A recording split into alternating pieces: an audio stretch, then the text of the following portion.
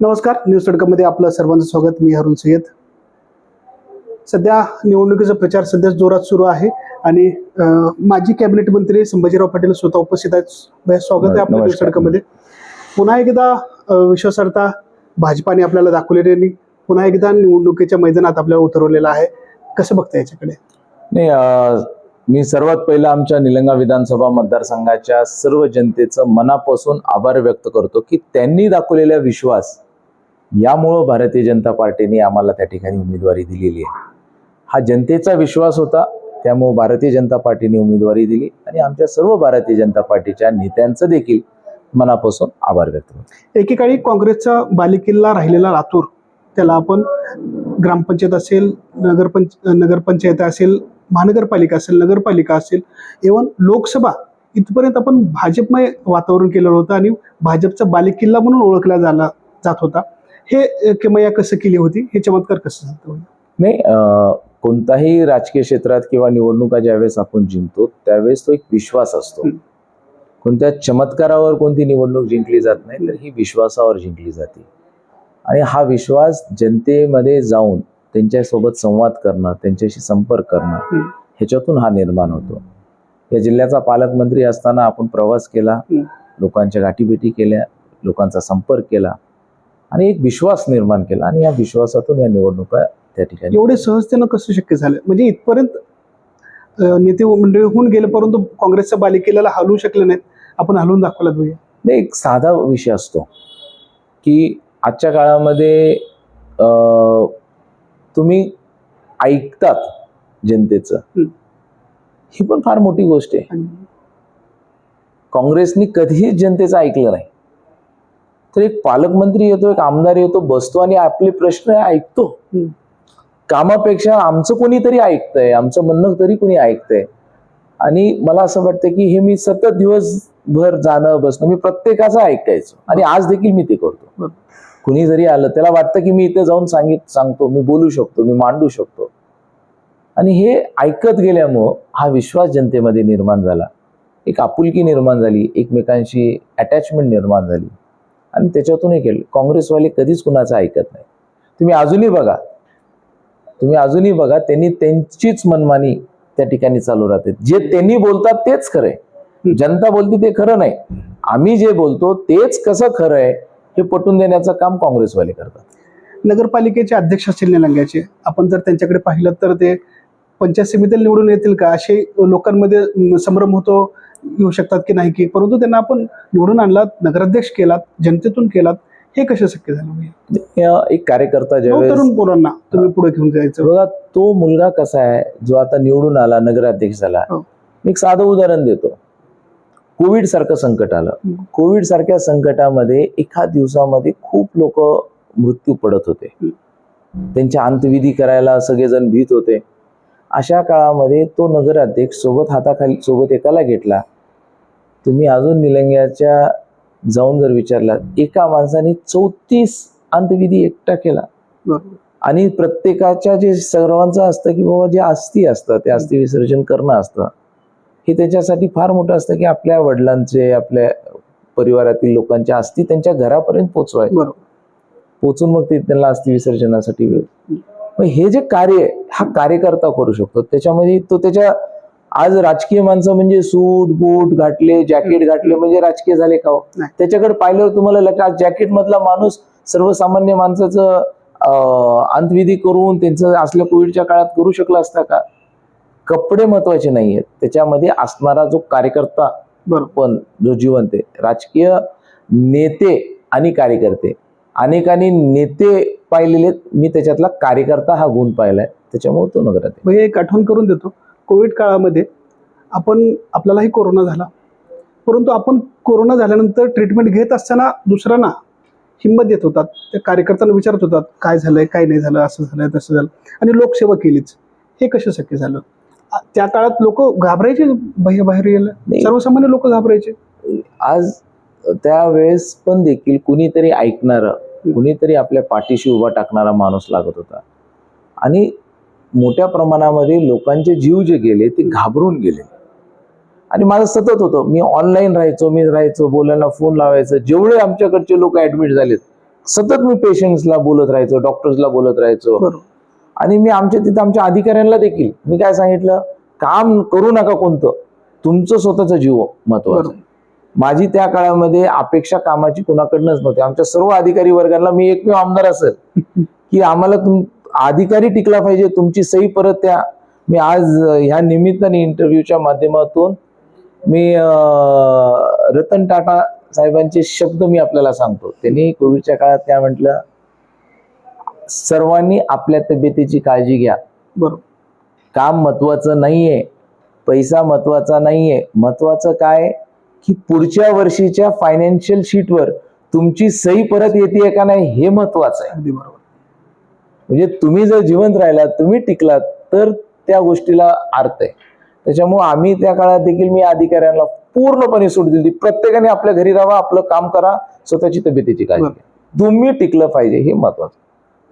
मराठवाड्याची अनेक मुलं मुंबई, पुणे किंवा मेट्रो सिटीजमध्ये जातात, परंतु आपण एक संकल्प घेतला की माझ्या जिल्ह्याचे, माझे लातूर जिल्ह्याचे, माझ्या मतदारसंघातील लोकांना, युवांना, तरुणांना काम देईल. आणि अनेक कंपन्यांना आपण इथं आणून त्या मुलांना तिथं काम लावलं, इथंच रोजगार करून द्यायचं अनेक प्रयत्न केले. ते कसे शक्य झाले? नाही, एक मोठा प्रोजेक्ट आला ज्याच्यामध्ये पाणी कमी लागतंय. त्या प्रोजेक्टच्या माध्यमातून केंद्राची गुंतवणूक राहायला पाहिजे की ती गुंतवणूक कधीच कमी पडायला लागलो. अनेक प्रोजेक्ट राज्य शासनाचे तेही आतापर्यंत ज्यांनी जे प्रोजेक्ट उभा केले ते स्वतःच्या मालकीचे उभा केले. जनतेच्या मालकीचा एकही प्रोजेक्ट कुणीच उभा केला नाही इथल्या राजकीय मंडळींनी. पण आपली इच्छा अशी होती की बाबा जो जनतेच्या मालकीचा, सरकारच्या मालकीचा प्रोजेक्ट यायला पाहिजे. आणि त्याच्या मागचा मुख्य उद्देश म्हणजे आमचे मुलं हे कामासाठी बाहेर जातात, त्यांना इथंच रोजगार मिळाला पाहिजे. त्याच्यातून हा प्रोजेक्ट आपण इथं आणला.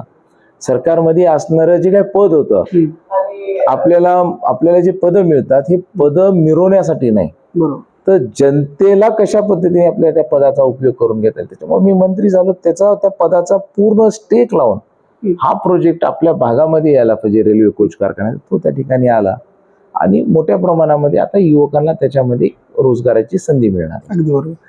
शेतकऱ्यांसाठी विशेषतः आपण कारखाना सुरू केला म्हणजे मतदारसंघातले जे शेतकरी असतील, इतर बाहेर जाऊ नये, त्यांच्या उसाला भाव यावं, त्या शेतकऱ्याच्या पिकाला यश यावं, या उद्देशासाठी आपण ते कारखाना पुन्हा एकदा सुरू केला.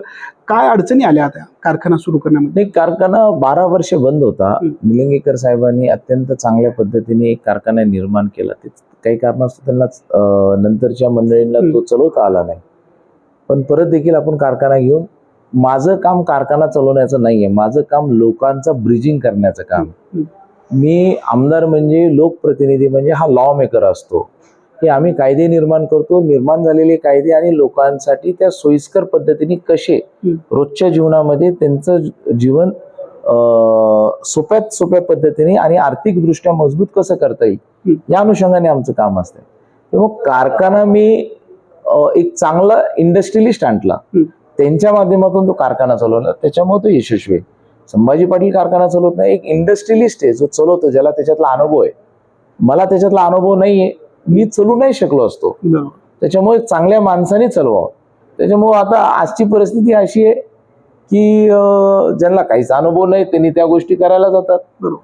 हो ठीक आहे, पण ज्याच्यामध्ये लोकांची, जनतेची गुंतवणूक आहे त्या गोष्टी करू नये. स्वतःची गुंतवणूक करा, काय एक्सपेरिमेंट करायचं करा, पण जनतेच्या पैशावर स्वतःच हाऊस भागवणं हे चुकीचं आहे. आत्ताच नुकत्याच लोकसभा झालेली आहे, देशभराचा निकाल हे माहीत आहे सगळ्यांना. विशेषतः मराठवाड्याकडे जास्त लक्ष होतं लोकांचं आणि लोकांनी कौलही दिलं होतं. अनेक आश्वासनं दिली होते, फसव्या होत्या किंवा ते अनेक कारणं असतील. परंतु जबाबदारीनं कोणीतरी आपलं म्हणून आपण जबाबदारी स्वीकारली होती. ते कसं शक्य झालं आणि ते का बरं आपण स्वीकारली होती? निवडणुकीचा प्रमुख म्हणून जर तुम्हाला घोषित केलं तर कुणी काय चुकलं, कोण बरोबर होतं, हे बरोबर नव्हतं ते अनेक जण पडल्यानंतर दुसऱ्यावरती बोट दाखवतात, परंतु आपण ते बोट न दाखवता स्वतःवर का बरं घेतलं? या गोष्टीचं निश्चितपणे मनामध्ये आपल्याला खंत आहे की आपली ही लोकसभेची सीट गेली या गोष्टीचं. आणि अनेक जण परत आपल्याला, म्हणजे इव्हन काँग्रेसवाल्यांना त्यांची सीट निवडून आली आहे, म्हणजे किमान सीट निवडून आल्यानंतरचं श्रेय जरी काँग्रेसवाल्यांनी घ्यावं का, त्यांची सीट निवडून यायचं श्रेय पण त्यांनी मलाच देतात. कमाल वाटली मला. आज तुम्ही बघा विचारा, त्यांनी तेच म्हणतात. म्हणजे ते अंतर्गत काय बोलतात की संभाजीरावांनी हे झालं, त्याच्या तिकडे गेलं आणि ते त्यांच्यामुळे शक्य झालं. अरे तुम्ही चुकीचा नेरेटिव्ह सेट केला, त्याच्यामुळे ती सीट गेली. आणि कुणी काम केलं न केलं, उमेदवार कसा होता, काय नाही, या खोलात न जाता आपण पक्षाने माझ्याकडे जबाबदारी दिली होती, सर्वस्व ती जबाबदारी माझी राहणार. आणि परत भविष्यामध्ये आज माझ्यासाठी ती मनाला वेदना देणारी गोष्ट आहे की ही लोकसभा गेलेली. जोपर्यंत पुढची लोकसभा, येणारी लोकसभा परत भारतीय जनता पार्टीची बसवत नाही, तोपर्यंत तरी मला ह्या बाबतीमध्ये झोप येणार नाही. सगळ्या जाती धर्माचे लोक आपल्या सोबत असतात, नेहमी असतात. आम्ही अनेकदा पाहिलंय की भाजप म्हणले की मुस्लिम लोक लांब जातात, परंतु आपल्या बाबतीत असं आहे की ते भाजप जरी असलं तर मुस्लिम लोक आपल्या सोबत असतात. ही जादूची कांडी कसं फिरवता तुम्ही? नाही, मी परत म्हटलो, प्रत्येक गोष्ट हा विश्वास असतो.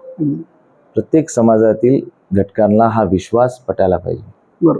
मी छत्रपती शाहू महाराजांच्या अनेक गोष्टी मी रोजच्या जीवनामध्ये मी त्यांना माझे राजकीय काम करत असताना त्यांनी जे राज्य करण्याची प्रणाली त्यांनी सेट केलेली आहे, समाजातल्या सर्व घटकाला सोबत घेऊन चालणं. छत्रपती शाहू महाराजांना माझं म्हणणं आहे, मी सगळ्यांना सांगत असतो, तुम्ही वाचा, त्यांची कार्यपद्धती वाचा. समाजातल्या सर्व घटकांना न्याय द्यायला पाहिजे.